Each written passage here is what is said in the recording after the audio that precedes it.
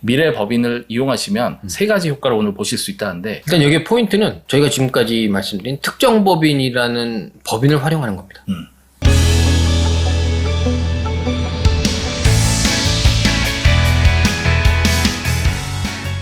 문제를 남겨주시면 답은 저희가 찾겠습니다.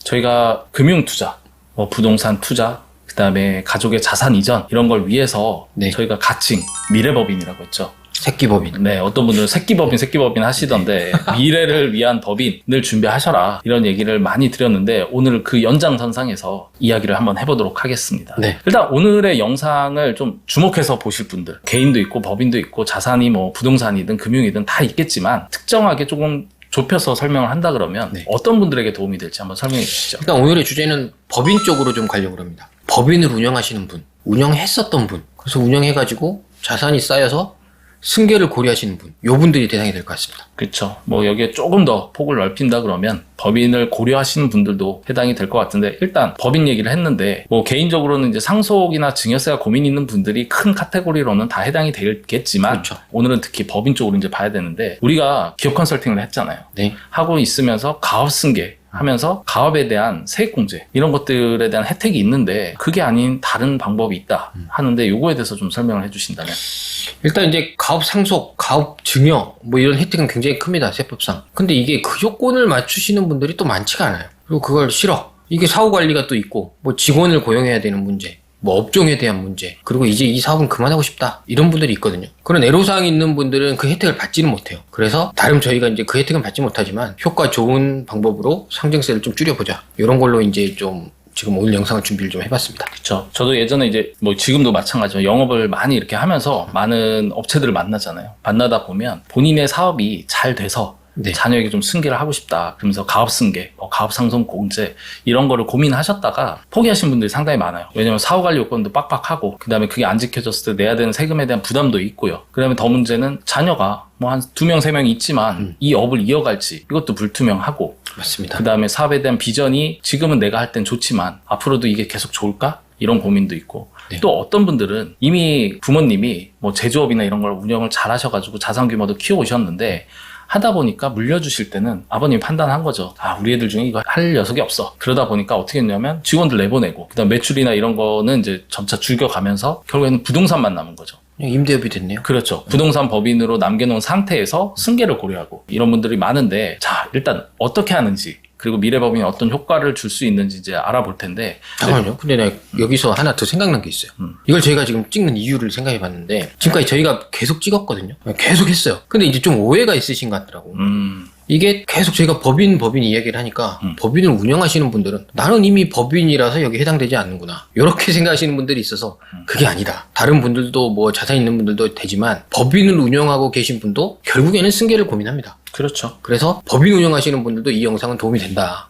그리고 기존의 영상도 다 법인도 해당이 된다. 이걸 좀 강조하고 싶습니다. 네, 아마 이 얘기가 뭔 얘기인가 하시는 분도 계시겠지만 아마 당사자분들은 10분 이해를 하실 거라고 생각을 하고, 네. 일단 포인트는 법인이에요. 자, 법인이라고 하면 제가 운영하던 법인은 보통 제가 최대 주주겠죠. 그렇죠. 어떤 분들은 100% 혹은 90% 상당수의 주식을 갖고 있는데, 승계하는 방법은 심플합니다. 제가 갖고 있는 주식을 자녀에게 주면 돼요. 그렇죠. 근데 이 주식을 이전하는데 문제가 되는 건 높은 가격의 주식 가격이 문제가 되는 거죠. 그렇죠. 주식 가격이 설립할 때랑은 틀리다는 거죠. 그렇죠. 설립할 때 예를 들어서 1억, 5억 정도의 자본금으로 설립을 했는데 부동산도 사고 수익도 커지고 하면서 점점 불어나서 주식 평가를 해보니까 10배, 20배 이렇게 뛴 거죠. 네. 그러면 10억짜리가 10배, 20배 뛰면 100억, 200억이 되는 거고. 맞습니다. 그럼 그거를 승계하려고 그러면 그 단위가 워낙 커서, 절반이 세금이죠. 그렇죠. 세금 문제가 있어서 이 고민을 하는데, 자, 미래 법인을 이용하시면 세 가지 효과를 오늘 보실 수 있다는데, 첫 번째부터 한번 알아보도록 하겠습니다. 일단 여기에 포인트는 저희가 지금까지 말씀드린 특정 법인이라는 법인을 활용하는 겁니다. 그래서 법인과 거래를 하는 거고, 이런 주식에 대한 이전을 개인이 아닌 법인으로 하는 거, 이게 핵심이라고 좀 보시면 되거든요. 조금 더 실무적으로 보면, 아까 전에 제가 운영하던 법인, 아버지가 운영하던 법인의 주식은 제가 100%인데 우리 자녀에게 100%를 주면 되죠. 근데 그렇죠. 자녀가 개인에게 주는 게 아니고 자녀 역시 특정 법인, 즉 미래법인으로 만들어가지고 그렇죠. 여기로 주식을 이전한다. 맞습니다. 그러면 효과가 더 배가 될 수 있다고 하는데, 자, 구체적으로 첫 번째 어떤 부분이 장점일까요? 지금 고민되는 게 뭐예요? 이렇게 넘길 때 주식 이전이 제일 힘든 이유. 비싸니까. 그렇죠. 이미 너무 컸죠. 미리미리 커 가기 전에 줬었으면 아니면 설립할 때 했으면 좋았을 텐데 네. 망할지 어떻게 될지 모르기 때문에 결국에는 유야무야 이렇게 시간만 보다 보니 이렇게 커진 거죠. 지금 이제 답이 나왔는데 설립할 때 주식 가치는 액면가입니다. 그렇죠. 근데 지금 말한 컸다는 거는 시가를 말씀드리는 거예요. 그렇죠. 이게 차이가 갭이 큰 거잖아요. 맞습니다. 그래서 이걸 이전하는 게 어려운 거거든요. 시가로 인정해야 되기 때문에. 그렇죠. 근데 특정 법인을 활용하면서 저희는 시가가 아닌 액면가를 쓰는 방법을 고민하는 겁니다. 그게 가능한 거죠.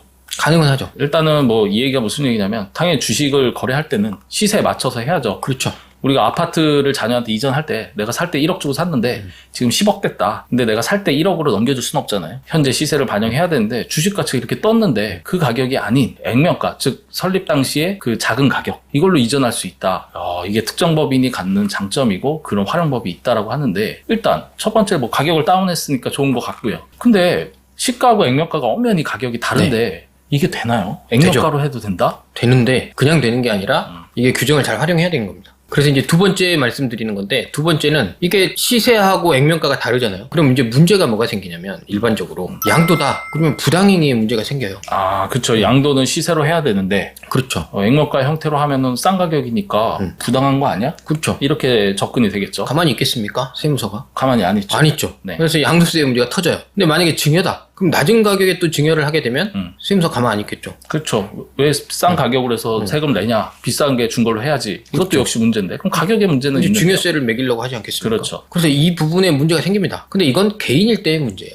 그럼 이제 저희는 특정 법인을 활용한다고 말씀드렸어요. 그럼 특정 법인을 활용하면 이러한 이익에 대한 부분을 법인이 갖는 거거든요. 그렇죠. 그렇죠. 네. 법인이 갖게 만들어주고 법인세를 내자는 겁니다. 아. 그러니까 저희가 도둑놈은 아니에요. 이게 다 안 내겠다는 게 아니라 나는 이거 중간에 영상 끊으려고 했어. 이거 문제 있는 것 같은데 지금 뭐 하는 건가? 네. 아. 그러니까 그러한 막혀있는 규정들을 법인을 통해서 유연하게 하고 세금을 안 낸다? 그건 아니고 법인세는 내겠다. 합법적으로. 일단 뭐 조금 복잡은 하지만 액면가와 시가의 차이는 엄연히 존재하고 그거로 발생되는 세금이 당연히 문제가 있겠죠. 근데 그 문제를 안 내겠다가 아니고 합법화된 즉 특정 법인, 미래법인을 이용해가지고 법인세는 내겠다. 그렇죠. 내 건 네. 내야죠. 그렇죠. 규정상 있지만 내 법인세는 내는데 이게 개인들이 거래할 때 뭐 50% 이런 상속증여세율이 아닌 법인세면 보통 뭐 9에서 19% 정도 수준이니까 맞습니다. 3분의 1 이상 줄일 수 있는 혜택이 있다. 네. 일단은 뭐 새로운 방법이고 보시는 분들도 뭔가 좀 세금이 줄어드는 데란 느낌을 가지실 것 그렇죠. 같고요. 여기서 끝나면은 미래드림이 아니죠. 일단은 그 다음에도 또 세 번째 효과가 있다고 하는데 이 부분은 어떻게 접근하면 될까요? 이게 이제 전에 저희가 또 영상에서 말씀드렸는데 유대인의 부의 이전. 나도 3대가 조회수가 간다. 잘 안 나왔어. 아 그래? 3대가 간다. 네. 할아버지, 아들, 손자 이렇게 3대를 가는 건데 시간을 볼수록 돈은 불러나는 거 아닙니까? 그렇죠. 근데 우리나라에서는 대를 이어갈수록 돈이 줄어들어요. 50%씩 세금을 떼가기 때문에. 그렇죠. 그럼 남는 게 없거든요. 그래서 할아버지가 자식은 먹을만해, 먹고 살만해. 그러면 그래? 그러면 손자까지 한 번에 다이렉트로 진행하는 플랜을 진행하는 겁니다. 그럼 보통 이제 세대 할증과세 해가지고 세대 생략 뭐 예, 가산 해가지고 그렇죠. 그런 게 있는데 그게 아니고 특정 법인 즉 자녀가 만든 법인에 손자녀까지 넣어서 주주 구성을 이뤄간다 그러면 한 번에 그렇죠. 3대를 걸쳐서 승계하는 거고 세금은 동일하게 세금은 할증이 없는 범위 내에서 만들어서 가는 거죠. 그렇죠. 일단은 근데 오늘 이게 3대로 끝나지 않을 수도 있어요. 결혼을 좀 일찍 했어. 그럼 4대가 된 거예요. 증손자까지 네. 가능하죠. 네, 가능하고. 일단 지금 오늘 얘기가 들어보면, 일단 뭐 시가와 액면가, 그 다음에 뭐 양도세나 증여세를 법인세로 하는, 네. 그 다음에 자녀뿐만 아니라 손자녀까지 이렇게 해서 여러 가지 포인트가 있는데, 이러한 구조적인 부분을 실행하면서는 뭐 한도라든지 아니면 규정의 정한 방식, 그 다음에 범위를 갖다가 적용해야지 맞습니다. 잘못하면 문제가 있기 때문에 혹시 오늘 영상에 이제 관심 있는 분들은 이제 문의를 주시면 될 것 같고요. 일단 오늘 뭐 미래법인, 새끼법인 구조와 활용에 대해서 좀 얘기를 했는데, 오늘의 한 줄평 한번 해주신다라고 하면 절세를 원하시면 법인을 활용하세요. 확실한 방법입니다. 자산 이전을 고려하십시오.